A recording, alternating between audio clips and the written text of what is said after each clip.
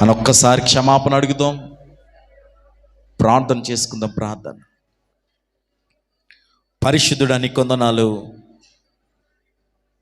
మాకై మీరు చేసిన మేలులకై మేమేమిచ్చి నీ రుణం తీర్చుకోలేం ప్రభువా. ఇదిగోనైనా నువ్వు చేసినటువంటి ఉపకారానికి మేలునకు ప్రతిగా మేమేమి చెల్లించినా నీ రుణం తీరదు నాయన. ఏడాది దూడలను వేలాది నదులంత విస్తారమైన తైలమును నీకిచ్చినా సరిపోతుందా? గర్భఫలమైన జ్యేష్ఠ పుత్రులను నీకు సమర్పించిన నీ రుణం తీరుతుందా? ఇదిగో ప్రభు నాయన, నువ్వు చేసిన మేలుకు మేమేమిచ్చి రుణం తీర్చుకో. ఉదయకాల సమయంలో నీ మందిరానికి వచ్చిన బిడ్డలను మీరు ధైర్యపరచని, బలపరచు. సమస్యలతో ఉన్నారేమో, ఇబ్బందులతో ఉన్నారేమో, లోటుతో వచ్చారేమో. ఏ లోటు అయినప్పటికీ నీ స్వస్థపరిచే దేవుడు, బాగు చేసే దేవుడు, విడుదల చేసే దేవుడు నాయన, లోటును పూడ్చే దేవుడు. ప్రతి వారిని కూడా నాయన నీ చేతులకు అప్పగిస్తూ ఉండగా ఈ ఆరాధన సమయాల్లో నీ బిడ్డలను మీరు తాకమని ప్రార్థన చేస్తున్నాను. సంధించండి నీ ఆత్మ చేత బిడ్డలతో ప్రభు నాయన, బిడ్డలను మీరు ముట్టమని ప్రార్థన చేస్తున్నాను. నీ దివ్యమైన ఆశీర్వాదం నీ బిడ్డలకు అనుగ్రహించండి. కొద్ది సమయము నీ దివ్యమైన మాటల ద్వారా మా అందరితో మీరు మాట్లాడమని ఈ చిన్న ప్రార్థన ఆలకించి అంగీకరించి యేసయ్య పరిశుద్ధమైన నామాన్ని బట్టి అడిగి వేడుకున్న మా పరమ తండ్రి, ఆమేన్, ఆమేన్, ఆమేన్. దయచేసి కూర్చుందాం.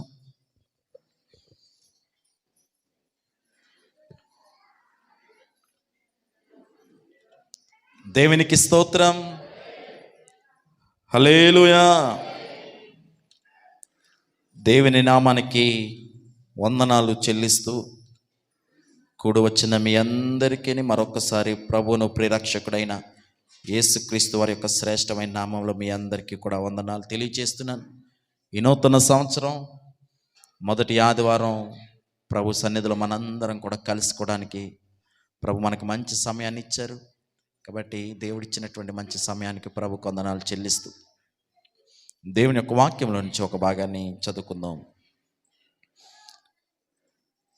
రాజుల 2వ గ్రంథం 2వ అధ్యాయం 20వ వచనాన్ని చదువుతున్నాను. రాజుల 2వ గ్రంథము 2వ అధ్యాయము 20వ వచనం. అతడు క్రొత్త పాత్రలో ఉప్పు వేసి నా యొద్దకు తీసుకుని రండని వారితో చెప్పెను. వారు దానిని తీసుకుని రాగా అతడు ఆ నీటి ఒడ్డు యొద్దకు పోయి అందులో ఉప్పు వేసి, యెహోవా సెలవిచ్చినదేమనగా, ఈ నీటిని నేను బాగు చేసి ఉన్నాను గనుక దీని వలన ఇక మరణము కలుగక పోవును. దేవునికి స్తోత్రం. హల్లెలూయా. ప్రభునందు ప్రియులారా, ఈ ఉదయకాల సమయంలో పరిశుద్ధాత్మ దేవుడు ఒక ప్రత్యేకమైనటువంటి దైవ వర్తమానం ద్వారా ప్రభు మనతో మాట్లాడుతున్నారు. క్రొత్త పాత్రలో ఉప్పు. నూతన సంవత్సరంలోకి అడుగుపెట్టిన మనందరం క్రొత్త జీవితాన్ని జీవించాలని ప్రభు కోరుతున్నారు.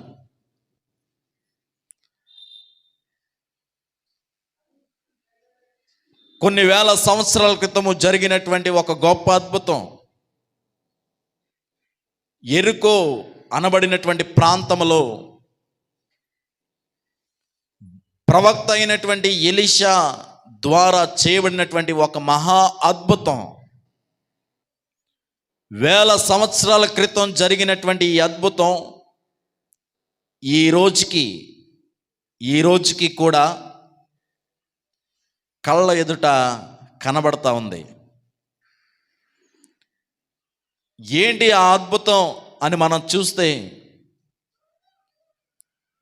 యాక్చువల్గా ఎలీషా లేకపోతే ఏలియా వీరిరువురు కూడా ఒక మంచి గురు శిష్యుల బంధాన్ని కలిగి ఉన్నవారు బైబిల్ గ్రంథంలో. మొదట ఏలియా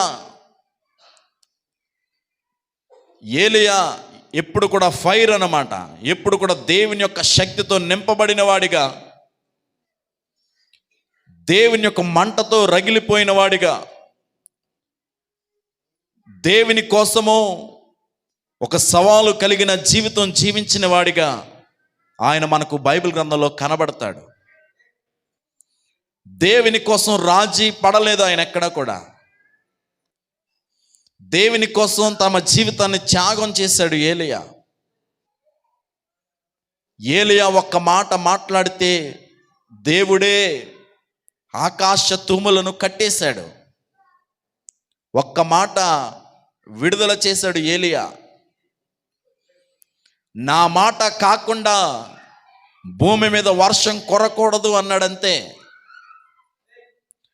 సామాన్యమైన మానవుడు మాట్లాడినటువంటి మాటకు పరలోకములో ఉన్నటువంటి దేవాతి దేవుడు, సృష్టికర్త అయిన దేవాతి దేవుడు ఏలియా మాటలకు లోబడి, నా సేవకుడు మాటకు నేను విలువనివ్వాలి అని ఆకాశ తూములు కట్టేశాడు 3.5 సంవత్సరాలు.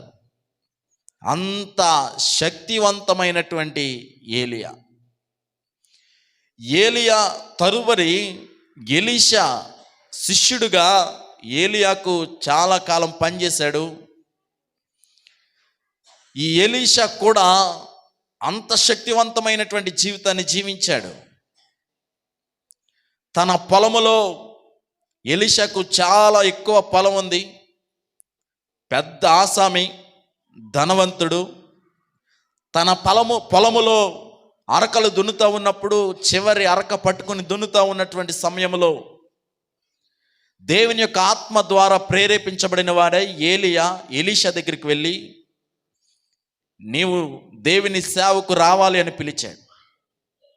వెంటనే అరకను వదిలేసి, ఎడ్లను వదిలేసి, పొలాన్ని వదిలేసి, ధనాన్ని వదిలేసి, సౌఖ్యాన్ని వదిలేసి, లాభాన్ని వదిలేసుకుని, కుటుంబాన్ని కూడా విడిచిపెట్టి దేవుని సేవకు వచ్చేసాడు.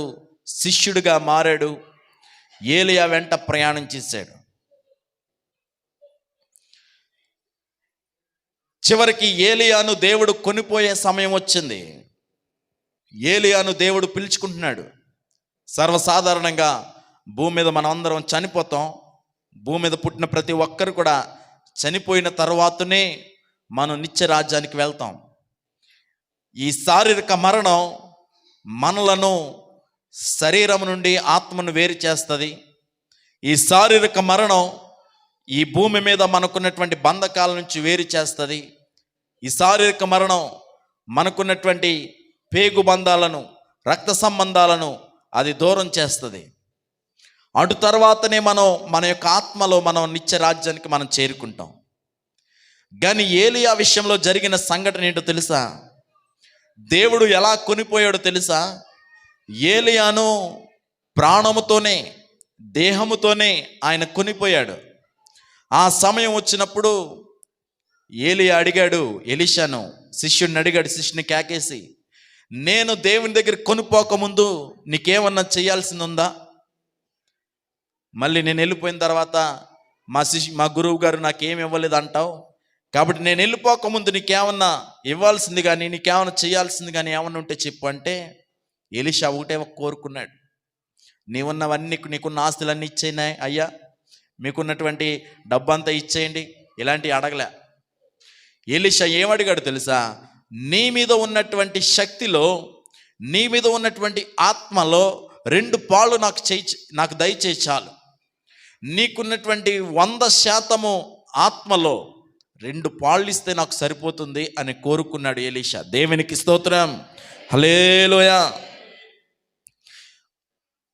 ఆ సమయంలో ఏలియా అన్నారు, నేను ఇవ్వలేదు, నువ్వు నన్ను అడిగావు, అది దేవుని చిత్తం. అది సరే, దేవుని దగ్గర నేను ప్రార్థన చేస్తాను, తప్పకుండా దేవుడు నీకు ఇస్తాడు అని చెప్పి అతన్ని ధైర్యపరిచారు. ఏలియా టైం అయిపోయింది. ఆకాశం నుండి రథాలు వచ్చాయి, గుర్రాలు రథాలు వచ్చాయి. ఆ రథాల మీద ఏలియా ఎక్కాడు. ఏలియా ఎక్కిన తర్వాత ఆ గుర్రాలు, ఆ రథాలు ఏమై తెలుసు, ఆకాశానికి అతన్ని కొనిపోయాయి. ఎలీషా చూస్తుండగానే ఎలీషా కొంతమంది మనుషులు చూస్తుండగానే ఏలియా ఆకాశానికి ఆయన ఆరోహణమై ఆయన వెళ్ళిపోయాడు. దేవునికి స్తోత్రం, హల్లెలూయా. శిష్యులు అన్నారు, ప్రభువా, ఆయనని ఆత్మ కొనిపోయింది అయ్యా, ఆయన ఆత్మ కొనిపోయింది, బహుశా ఎక్కడికో తీసుకెళ్ళి కొండ మీద వదిలేసి ఉంటుంది, మనం వెళ్ళి వెతుకుదాం అన్నారు. ఎలీషా అన్నాడు, వద్దొద్దు, మనం వెతికిన ఆయన కనపడ్డు, ఆయన వెళ్ళిపోయాడు దేవుని యొక్క ఆత్మలో. అంటే అలా కాదు, ఇలా కాదు, మేము వెళ్ళి వెతుకొస్తాం, బహుశా ఏ కొండ మీదనో ఏ శిఖరం మీదనో ఆయన దిగుంటాడు, అక్కడి నుంచి రావడానికి ఏలియా చాలా కష్టపడతాడు, కాబట్టి మేము వెళ్ళి మళ్ళీ ఆయన తీసుకొస్తామని కొంతమంది మనుషులు ప్రయాణమై వెళ్ళారు. ఆ కొండెక్కరు, ఈ కొండెక్కరు, ఆ శిఖరం ఎక్కరు, ఈ శిఖరం ఎక్కరు, అన్ని వెతికారు. ఎక్కడ కూడా ఏలియా వారికి కనబడలేదు. అరిచారు, దైవజెండా ఎక్కడ ఉన్నావని అరిచారు, సేవకుడా ఎక్కడున్నావు, మీకోసం వచ్చామని అరిచారు. ఏ కొండలెక్కినా ఏలియా వారికి కనబడలేదు. ఎందుకని తెలుసా? ఏలియా దేవుని యొక్క సన్నిధికి ఆయన ఆరోహణమై ఆయన వెళ్ళాడు. దేవునికి స్తోత్రం. వచ్చి చెప్పారు, అయ్యా ఎంత వెతికినా కనబడలేదు, మొత్తం మనకున్న కొండలన్నీ ఎతికేసాం, మనకు చుట్టూ ఉన్న శిఖరాలన్నీ ఎతికేసాం, ఎక్కడ లేడంటే నేను చెప్పాను కదా ఆయన లేడు, ఆయన దేవుని దగ్గరికి వెళ్ళాడని అని చెప్పి ఆయన వాళ్ళని బలపరిచాడు. ఇటువంటి విడువని బంధముతో ఉన్నటువంటి ఎలీషాల జీవితాల్లో దేవుడు అనేక అద్భుతాలు చేశాడు, వారి ద్వారా అనేక మేలులు చేశాడు. యెరికో పట్టణానికి వచ్చాడు ఎలీషా. యెరికో పట్టణానికి రాగానే స్థానికులు చాలామంది ఎలీషా దగ్గరికి వచ్చారు. మన మధ్యకి దైవ సేవకుడు వచ్చాడట, మన మధ్యకు ప్రవక్త గారు వచ్చారట, రండి చూద్దామని గబగబా స్థానికంగా ఉన్నటువంటి చాలా మనుషులు వచ్చారు. వచ్చి ఏం మాట్లాడారు? 19వ వచనం, అంతటా ఆ పట్టణపు వారు, ఈ పట్టణమున్న చోటు రమ్యమైనదని మా ఏలిడవాడవైన నీకు కనబడుచున్నది, గాని నీళ్లు మంచివి కావు, అందుచేత భూమి నిస్సారమై ఉన్నదని ఎలీషాతో వచ్చినటువంటి పెద్దలందరూ చెప్తున్నారు, అయ్యా ఈ పట్టణము ఇంత రమ్యంగా ఉంది, ఇంత అందంగా నీకు కనబడుతుంది, పట్టణం చూసి చాలా ఆనందపడుతున్నావు, సంతోషపడుతున్నావు, కానీ ఈ పట్టణంలో ఉన్నటువంటి నీరు మంచిది కాదు, నీళ్లు మంచివి కాదు, నీళ్లు చేదైనవి, ఆ నీళ్లు త్రాగుతున్న వారు చచ్చిపోతున్నారు.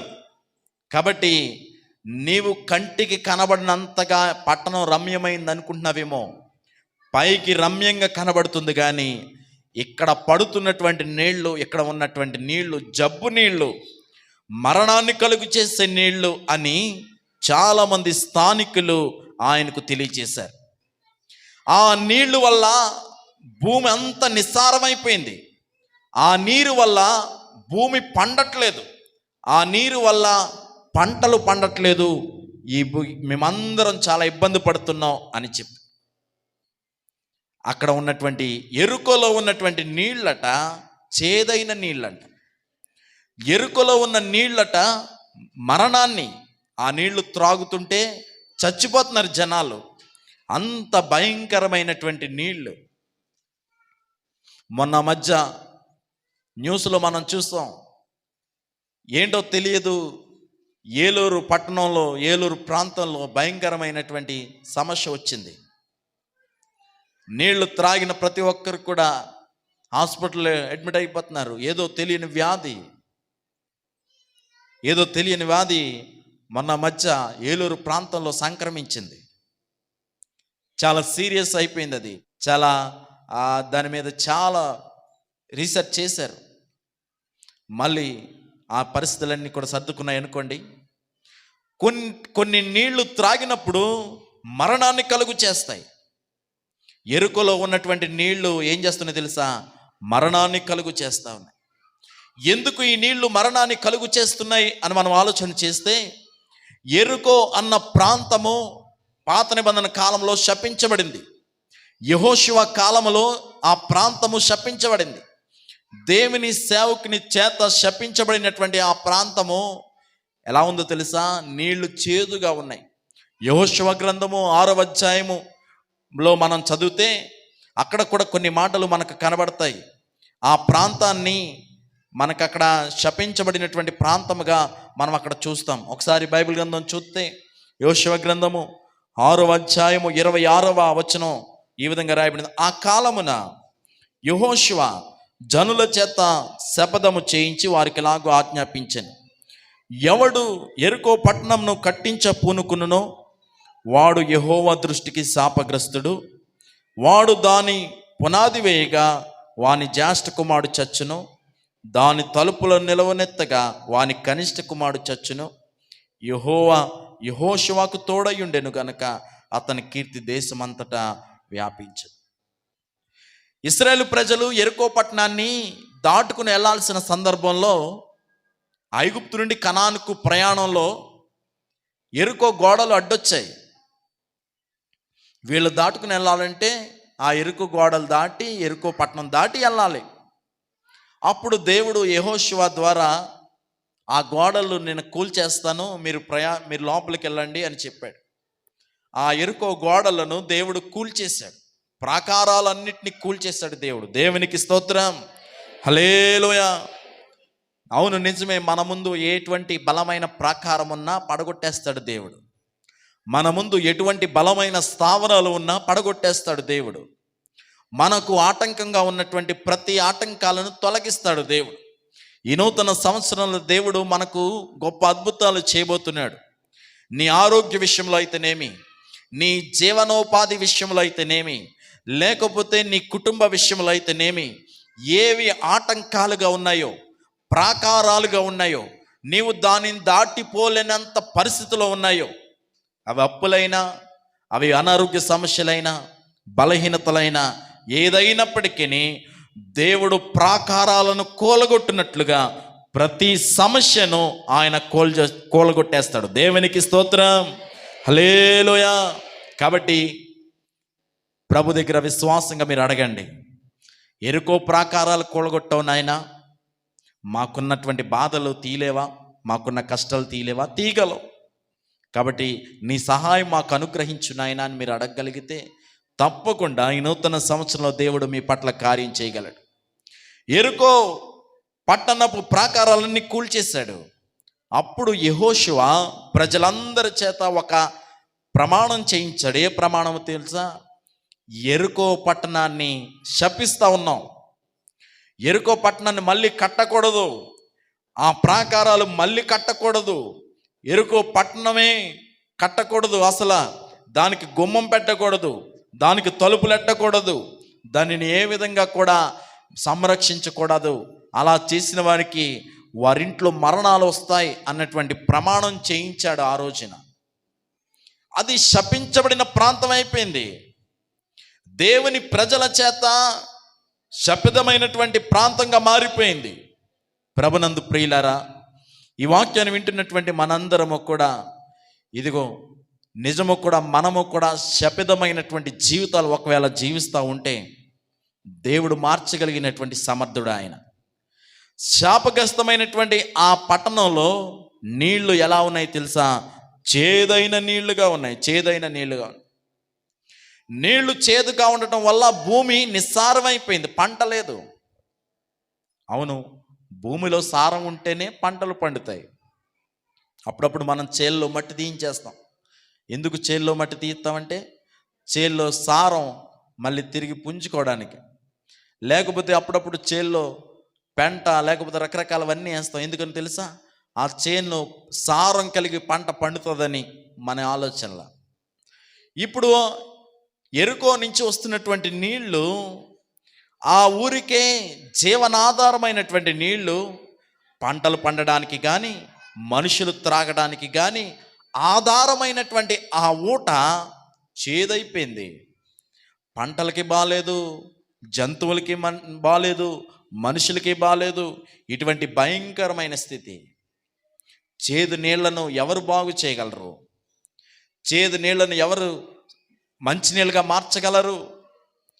అన్ని నీళ్లను, అంత ఊటను, అంత నదిని ఎవరు మంచినీళ్ళుగా చేయగలరు? ఎవరు చేయలేరు. ఈ లోకపు యంత్రాలు సరిపోతాయా? సరిపోవు. ఈ లోకంలో ఉన్నటువంటి ఎంత ఎక్విప్మెంట్ ఎంత ఉన్నప్పటికీ ఆ ఎక్విప్మెంట్ సరిపోతుందా అంటే సరిపోదు. మంచి మధురమైన నీళ్లుగా ఎవరు కూడా మార్చలేరు. అలాంటి సందర్భాల్లో ఎలీషా ప్రాంతానికి వచ్చాడు. స్థానికులందరూ వచ్చా చెప్తున్నారు, అయ్యా పట్టణం చూడడానికి రమ్యంగా కనబడతా ఉంది, కానీ నీళ్లు మంచివి కాదు. ఈ దినాన దేవుని యొక్క వాక్యం వింటున్న నీవు నేను కూడా పట్టణం పైకి రమ్యంగా కనబడినట్టుగా మన జీవితం రమ్యంగా కనబడుతుంది, కానీ నీళ్లు చేదుగా ఉన్నట్టుగా మన మనస్సు మన హృదయం చేదుగానే ఉంటుంది. పైకి మనిషి రమ్యంగా కనబడతాడు, అందంగా కనబడతాడు, హుందాగా కనబడతాడు. హృదయం మాత్రం ఎలాంటిదో తెలుసా? కుళ్ళు, కల్మషాలు, దురాశలు, అసూయలు. పైకి ఒకలాగా లోపల ఒకలాగా ఉంటారు చాలామంది. ప్రభునందు ప్రియులారా, దేవుని యొక్క వాక్యం వింటున్నటువంటి మనందరము కూడా కంటికి కనబడటానికే కాదు, మనం కేవలం మనుషులు చూడడానికే కాదు, కేవలం మనుషులు సంతోష పెట్టడానికే కాదు, కేవలం మనుషులు మనల్ని చూసి పొగడడానికే కాదు, మన హృదయము కూడా ఎలా ఉండాలో తెలుసా? అంత క్లారిటీగా ఉండాలి. ఎఫెసీయులకు రాసిన పత్రిక 6వ అధ్యాయంలో ఆయన తల్లులకు, పిల్లలకు, తండ్రులకు ఒక మంచి మాటలు రాస్తూ ఆయన చాలా మంచి మాటలు ఎఫెసీయులకు రాసిన పత్రిక అపోస్తలుడైన పౌలు గారు ఎఫెసీ సంఘానికి రాసిన పత్రికలో 6వ అధ్యాయము 6వ వచనం చదివితే, మనుషులను సంతోషపెట్టువారు చేసినట్లు కంటికి కనబడుటకే కాక క్రీస్తు దాసులమని ఎరిగి దేవుని చిత్తం మనపూర్వకంగా జరిగించుచు మనుషులకు చేసినట్టు కాక ప్రభువునకే చేసినట్టు ఇష్టపూర్వకంగా మీరు చేయాలి. చాలామంది మనుషులు కనబడినట్టుగా చేస్తారు, మనుషులు సంతోషపడడానికే చేస్తారు. నీ భక్తి జీవితం దేవుడు చూడాలి, నీ ప్రార్థన, నీ ఉపవాసం దేవుడు చూడాలి. చాలామంది మనుషులకు కనబడినట్టుగా చేస్తారు. ఉపవాసం చేసిన మనుషులకు చెప్పుకుంటారు, ఒక మంచి కార్యం చేసిన మనుషులకు చెప్పుకుంటారు, లేకపోతే దేవునికి ఏ సహాయం చేసినా ఊరంతా చాటించుకుంటారు. మనుషులను సంతోషపెట్టువారు చేసినట్టు చేయొద్దు మీరు. ఎందుకని తెలుసా? దేవుడు అంతరంధ్రములను పరిశోధించే దేవుడు ఆయన. నీ అంతరంగంలో ఏముందో ఆయనకు తెలుసు. నువ్వేం ఆలోచన చేస్తున్నావు? మందిరంలో కూర్చుని కూడా నీ మనసు ఎక్కడో ఉందా? మందిరంలో కూర్చుని కూడా ఎక్కడికి వెళ్ళాలి, ఎలా సంపాదించాలి, ఎలా చేయాలి అన్న ఆలోచనలు మీకున్నాయా? బాడీ ప్రజెంట్గా ఉంది, శరీరం ఇక్కడ ప్రజెంటే, కానీ నీ యొక్క మనస్సు ఎక్కడెక్కడ ప్రయాణం చేస్తుంది, ఎక్కడెక్కడ తిరుగుతూ ఉంది. దీనివల్ల ఏ విధమైన ఉపయోగం లేదు. ప్రభువు నీ మనస్సును లక్ష్య పెట్టే దేవుడు ఆయన. దేవునికి స్తోత్రం చెప్పండి, హల్లెలూయా. మనుషులను సంతోషపెట్టేవారుగా మీరు చేయొద్దు, మనుషులను సంతోషపెట్టేవారుగా మీ జీవితాలు ఉండొద్దు. దేవునిని సంతోషపెట్టేవారుగా మీ జీవితాలు ఉండాలి. ఇశ్రాయేలు ప్రజలకు 2వ రాజుగా ఎన్నుకోవడానికి దేవుడు సమూయేలును అభిషేకం చేయమని యెషయా ఇంటికి పంపించాడు. యెషయాకి 80 కుమారులు. ప్రవక్త వెళ్ళాడు అభిషేకించడానికి. మొదటి కుమారుని చూశాడు, పెద్దోడిని చూశాడు. ఆ జానుబాహుడు, శరీరము మంచి శరీరము కలిగిన వాడు, చాలా ఫిట్నెస్తో ఉన్నవాడు, హైటు వెయిట్ అన్నీ సరిపోయాడు. రాజు యొక్క వస్త్రాలు ధరించిన, రాజు కిరీటం పెట్టిన, రాజు సింహాసనానికి ఖచ్చితంగా ఇతడే సరైన వాడు అనుకున్నాడు ప్రవక్త. కానీ దేవుడు అన్నాడు, సమూయేలు మనుషులు పైవాటిని లక్ష్య పెడతారు, కానీ దేవుడు అంతరంగమును పరిశోధిస్తాడు. అతని మనసు మంచిది కాదు, అతని హృదయం చెడ్డది, దయతో అతన్ని నువ్వు అభిషేకించుకో వద్దు అన్నాడు. 2వ వాడిని పిలిచాడు. తండ్రి 2వ కుమారుని కేకేశాడు. ఈడండి చాలా మంచి చూడండి, 2వ వాడు అంటే ఇంక అసలు మనం ఏం చెప్పక్కర్లేదండి, ఆడే మంచి పనులు ఆడే ఆలోచన చేస్తాడండి అని తీసుకొచ్చి పరిచయం చేశాడు ప్రవక్తకి. అవునా? సరే, ఈడే మంచోడ ఉంటుంది, దేవుడు వీడినే కోరుకుని ఉంటాడు అని అతని కోసం ప్రార్థన చేసేటకి వెళ్తున్నట్టుకి వెంటనే దేవుని యొక్క ఆత్మ మాట్లాడుతుంది, సమూయేలు అతని పై రూపాన్ని చూసి లక్ష్య పెట్టకు. పై రూపం మంచిది, బాగుండొచ్చేమో, కానీ ఆయన అంతరంగం కూడా మంచిది కాదు. రెండో వాడు వద్దు. మూడో వాడిని తీసుకొచ్చాడు. వీడు బాగా చదువుకున్నాడండి, వ్యాపార లక్షణాలు బాగున్నాయి, చాలామందికి ఈడే న్యాయం చేస్తాడు అన్నాడు తండ్రి. మూడో వాడి కోసం ప్రార్థించి దేవుడు వద్దన్నాడు. 4 వద్దని, 5 వద్దన్నాడు. 7 కుమారుల్ని కూడా దేవుడు వద్దన్నాడు. ఇంకా ఎవరన్నా నీకు కుమారులు ఉన్నారా? ఒకడున్నాడండి, ఆడు లాస్టోడు, చిన్నోడు, ఆడికి బక్కగా ఉంటాడు, ఆడికి సరైనటువంటి శుభ్రత ఏముండదు, ఆడు గొర్రెలను మేపుకుంటాడు, గొర్రెలు మేపి మేపి గొర్రెలాగా తయారయ్యాడు ఆడు కూడాని. ఆడికి జ్ఞానం లేదు, ఆలోచన లేదు, గొర్రె ఎలా ఉంటుందో ఈడు అలాగే ఉంటాడు తప్ప ఆడికి ఏ విధమైనటువంటి క్వాలిఫికేషన్స్ లేవు. కాబట్టి ఆడు మీకు పనికిరాడు అన్నట్టుగా మాట్లాడాడు తండ్రి. లేదు లేదు, ఆడిని పిలిచికిరండి. ఎక్కడో అరణ్యంలో ఉన్నటువంటి దావీదును, గొర్రెలు మేపుకున్నటువంటి దావీదుని తీసుకొచ్చారు. గొర్రెలు మేపుకునేవాడు ఎలా ఉంటాడు? మోకాళ్ళ వరకు బురద, ఒళ్ళంతా బురదే, సరైన బట్టలు లేవు, చింపిరి జుట్టు, సరైనటువంటి అందం లేదు, బక్కగా ఉన్నాడు. అలాంటి వాడిని తీసుకొచ్చారు. వస్తా ఉండగానే దేవుని ఆత్మ సమూయేలు మీదకి వచ్చేసింది. అదుగదుగో వచ్చున్నవాడినే నేను కోరుకున్నాను, నీవు అతన్ని అభిషేకించు అని దేవుని ఆత్మ మాట్లాడేసింది. అతడు స్నానం చేసి శుభ్రం చేసి వచ్చిన తర్వాత, మంచి బట్టలు వేసుకున్న తర్వాత దేవుడు దావీదును ఆశీర్వదించాడు. దావీదును రాజుకి ఎన్నుకున్నాడు. దేవునికి స్తోత్రం. దావీదు పైకి మురుకుతో ఉన్నాడు, సరైన వస్త్రాలు లేవు, కానీ అతని మనసు ఎలాంటిదో తెలుసా? సుందరమైనటువంటి మనసు. ఈ దినాన్న దేవుని యొక్క వాక్యం వింటున్న నీవు, నీ మనసు ఎలా ఉంది? నీ హృదయం ఎలా ఉంది? నీ హృదయం నీ స్నేహితుడికి తెలియకపోవచ్చు, నీ హృదయం నీ భర్తకు తెలియకపోవచ్చు, నీ మనసు నీ భార్యకు తెలియకపోవచ్చు, నీ కొడుకు తెలియకపోవచ్చు, కానీ నీ మనసు దేవునికి తెలుసు. దేవునికి స్తోత్రం. హల్లెలూయా. నీ మనసులో గాయమున్న ఆయన ఎరిగిన దేవుడే, నీ మనసులో సంతోషమున్న ఎరిగిన దేవుడే, నీ మనసు పరిస్థితి ఆయన ఎరిగిన దేవుడు. కాబట్టి హృదయమును పరిశోధించే దేవుడు ఎవరో తెలుసా? బైబిల్ గ్రంథం చెప్తుంది, ఇర్మియా 16వ అధ్యాయము కింద వచనాల్లో, హృదయము అన్నిటికన్నా మోసకరమైనది, ఘోరమైన వ్యాధి కలిగినది, దానిని గ్రహించగలిగిన వాడు ఎవడు? ఎవరు హృదయాన్ని గ్రహిస్తారు చెప్పండి? దేవుడే హృదయాన్ని గ్రహించేది. కాబట్టి మన హృదయాన్ని దేవుడు పరీక్షిస్తున్నాడని జ్ఞాపకం చేసుకొని ఈ నూతన సంవత్సరంలో నూతన హృదయాన్ని మనం కలిగి నడుచుకోవడానికి ప్రయత్నం చేద్దాం. కాబట్టి మనుషులు పై రూపాన్ని చూస్తారు. పైన అధికారం ఉందా? పైన డబ్బు ఉందా? పైన ఇంకేమన్నా ఉందా? మనకేమైనా ఉపయోగపడతాడు? ఇవి చూస్తారు. కానీ దేవుడు హృదయాన్ని చూస్తాడు. నీ హృదయం మంచిదైతే నీకు దాచి ఉంచిన మేలులు చాలా గొప్పవి.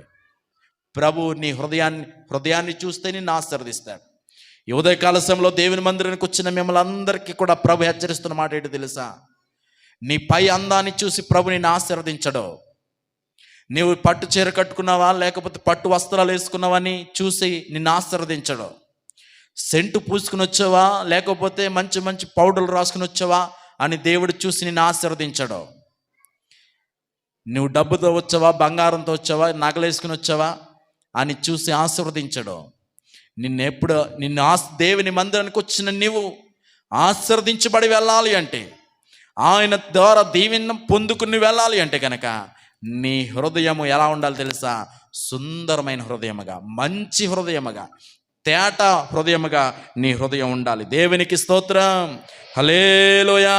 కాబట్టి దేవుని మహిమపరుద్దాం. మన హృదయంతో దేవుని మహిమపరుద్దాం. అన్ని విషయాల్లో దేవుని మహిమపరిచే విషయాల్లో మీరు భోజనం చేసినను పానం చేసినను దేవుని మహిమార్థమై మీరు చేయండి అన్నాడు. కాబట్టి మనం ఏం చేసినా దేవుని మహిమార్థమై మనం చేయాలి. ఒకవేళ భోజనం చేస్తున్నారా, అది దేవుని చేతులకు అప్పగించుకోండి. పానం చేస్తున్నారా, అది దేవుని చేతులకు అప్పగించుకోండి. ఏం చేసినా దేవుని మహిమార్థమై మీరు చేయమని ప్రభు కోరుతున్నాడు. కాబట్టి విషయాన్ని మనం లోతుగా ఆలోచన చేద్దాం. పైకి రమ్యంగా కనబడింది, లోపల మరణం ఉంది. నీటిలో మరణం ఉంది. ఏదైనా తోటలో రమ్యమైన పండు కనబడింది పైకి అవ్వకు, చాలా అందంగా కనబడింది. దాని రంగు చూసినా, దాని పై రూపాన్ని చూసినా, పై ఆకారాన్ని చూసినా అసలు వదిలిపెట్ట బుద్ధి లేదు అవ్వమ్మకి. ఇంత రమ్యమైన పండుని నేను వదిలేది, ఇంత అందమైన ఆకారం కలిగిన పండున నేను వదిలేసేది? ఇంతకాలం దీనిని వదిలేసుకున్నాను, ఇంతకాలం దీన్ని రుచి చూడలేకపోయాను, ఇంతకాలం దీన్ని అనుభవించలేకపోయానని చెప్పి పరుగు పరుగున వెళ్ళి తోటలో ఉన్నటువంటి ఆ మధ్యలో ఉన్నటువంటి చెట్టు ఎక్కేసింది. రమ్యమైన పండు కోసేసుకుంది. 2 పళ్ళు కోసుకుంది, ఒకటి తింది, రెండోది తన భర్తకు పట్టుకొచ్చింది.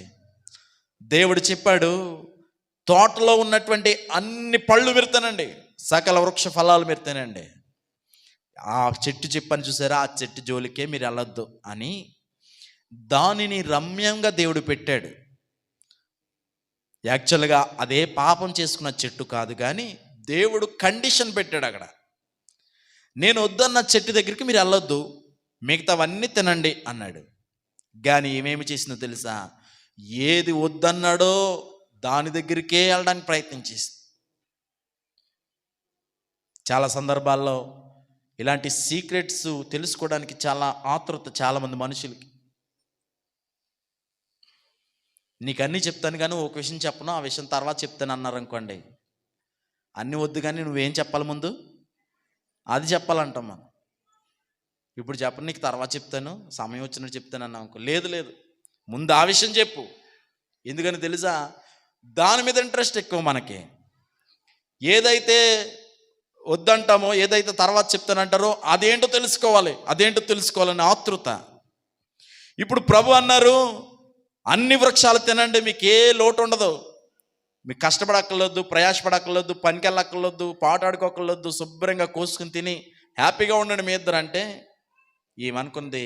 అదే కావాలని కోరుకుంది. దాంట్లో ఏ మహత్యం ఉందో, దాంట్లో ఏ బంగారం ఉందో, ఏ బంగారం ఉంటుంది, ఈ పండు ఎలా ఉంటుందో ఆ పండు అలాగే ఉంటుంది. ఏమన్నా అంతేనా? ఈ పండు ఎలా ఉందో ఆ పండు అలాగే ఉంటుంది. కాబట్టి అందులో ఏమైనా బంగారం ఏమైనా లోపల దాచాడా, వెండి ఏమైనా లోపల దాచాడా అంటే ఏమీ లేదు, రెండు సమానమే. ప్రభు ఒక ఆజ్ఞ పెట్టాడు, అక్కడ ఒక గీత గీశాడు అంతే. మీరు దాటిపోవద్దు ఆ చెట్టు దగ్గరికి అన్నాడు. కానీ మనిషి ఆలోచన చూసారా? నాకు అదే కావాలని వెళ్ళింది, దేవుని ఆజ్ఞ మీరింది. ఆజ్ఞ అతిక్రమమే ఏం చెప్పండి? పాపం. ఇప్పుడు ఆ పండేమీ కూడా దాంట్లో పాపం పెట్టి ఏమీ పెట్టలేదు ప్రభు, ఆజ్ఞ పెట్టాడు అక్కడ. మీరు ఆజ్ఞ మీరొద్దు అన్నాడు, ఆజ్ఞ మీరింది, పాపం చేసింది, పాపం ఈ లోకానికి తెచ్చింది. లోకం కంటికి రమ్యంగా కనబడిందట. ప్రభునందు ప్రియులారా, ఈ లోకంలో మనుషులు కూడా రమ్యంగా కనబడతారు, ఈ లోకపు పట్టణాలు రమ్యంగా కనబడతాయి, కానీ అందులో మరణం ఉంటుందని జ్ఞాపకం చేసుకోండి. లోకం నిన్ను ఆకర్షిస్తుంది, లోకం నిన్ను ఆకర్షించి చాలా అందంగా నీకు కనబడుతుంది. ఇంత అందమైన లోకాన్న మనం వదిలేసుకుంది, ఇంత అందమైన సంతోషాన్న మనం వదిలేసుకుంది అని లోకం ఆకర్షిస్తుంది. మద్యం సేవించే వారిని లోకం ఆకర్షిస్తుంది. నన్ను తాగి చూడు, నీకెంత ఆనందమో, ఒక్కసారి టేస్ట్ చేసి చూడు అంటది. ఒక్కసారి టేస్ట్ చేసిన తర్వాత రెండవసారి వేసిన మూడవసారి చివరికి ఎక్కడికి తీసుకెళ్తుంది చెప్పండి? అది మరణానికి తీసుకెళ్తుంది. ఆకర్షిస్తుంది, తలతల్లాడుతుంది, మెరుస్తూ ఉంటుంది. దాన్ని చూసి మానవుడు ఆగలేడు, దాన్ని చూసి మానవుడు తట్టుకోలేడు. వెంటనే దాని అంతు చూడాలనుకుంటాడు, అది వీడంతు చూసేస్తూ ఉంది. దేవునికి స్తోత్రం, హల్లెలూయా. ప్రభునందు ప్రియులరా, ఈ లోక ఆకర్షణలకు లోబడిపోవద్దు, లోకాశలకు లోబడిపోవద్దు. దేవుడు మీకు ఇచ్చిన దాంతో తృప్తిగా ఆరోగ్యంగా ఉండడానికి ప్రయత్నం చేయండి. మీకు ఇచ్చిన ఆయుష్ను ప్రభు కోసం జీవించడానికి ఉపయోగించుకోండి. నీళ్లు చెడిపోయినాయి, ఎలీషా వచ్చాడు.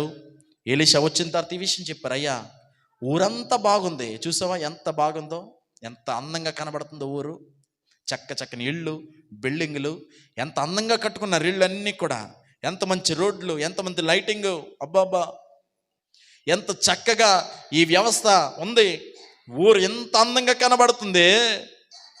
ఊరికి జీవనాధారమైనటువంటి నీరు మాత్రం చేదయ్యా, అది తాగుతున్న ప్రతి ఒక్కరు చచ్చిపోతున్నారయ్యా అని చెప్పగానే ఎలీషా ఏమన్నాడు తెలుసా?